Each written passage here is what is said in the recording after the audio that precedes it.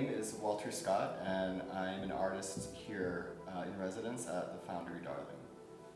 So, if I were to encapsulate what my work has been for like the last, I guess 20 years now, I started in like poster design for music and like the DIY punk scene, and then I went into comics, and then from comics I've expanded into installation and painting and performance and video, so I guess everything.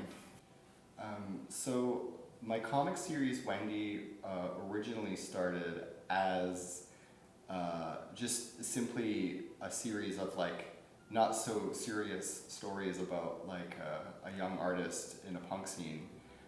It slowly evolved into a satire of the art world, but ultimately the core of it is about a person and a person's personal journey, and the art world is more the context at this point than the actual subject.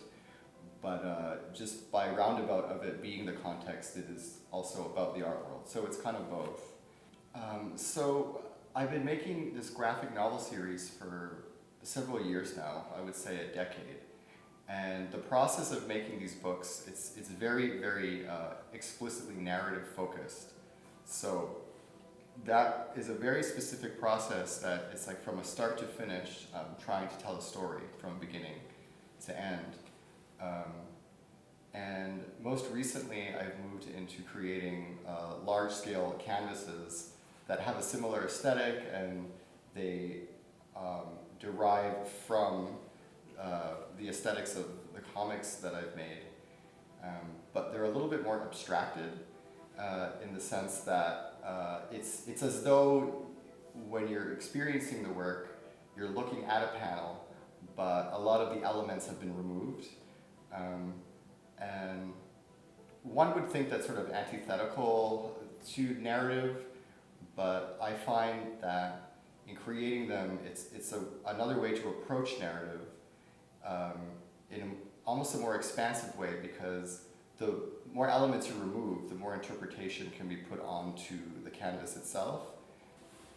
So for instance, there is one work where the text is reversed, almost as though the viewer is almost like through a mirror, or the viewer becomes the subject in the sense that the viewer is almost like inside of the painting looking at the viewer. So the like reverse text sort of indicates